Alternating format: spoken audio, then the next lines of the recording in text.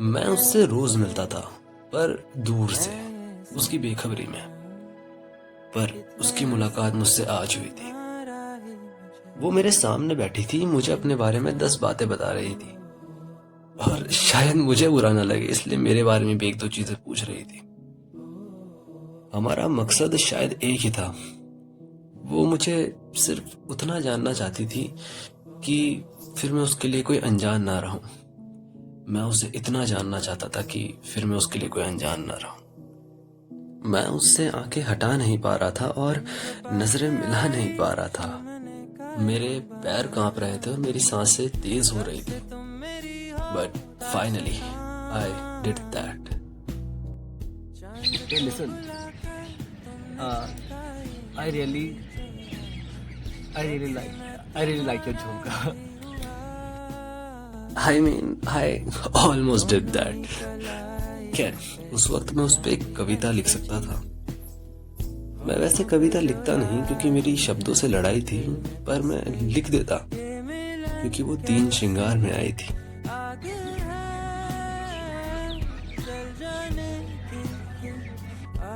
उसके 3 श्रृंगार यानी उसका झुमका, उसकी बिंदी और उसका काजल। मैं उसकी मुस्कुराहट को भी एक श्रृंगार में गिनता, पर श्रृंगार कीमती होते हैं और उसकी हंसी अनमोल थी।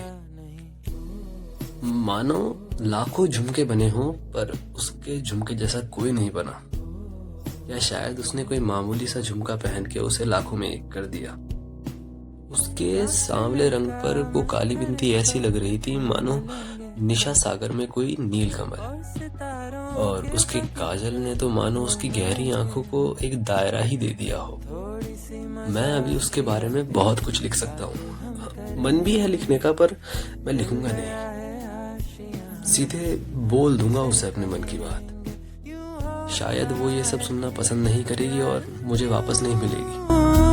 थोड़ा डर भी है, थोड़ा जुनून है कफा, या शायद उसे मेरे बोलने का ही इंतजार हो। तभी जाने कैसे कोई कह सके कि ये इत्तेफाक है।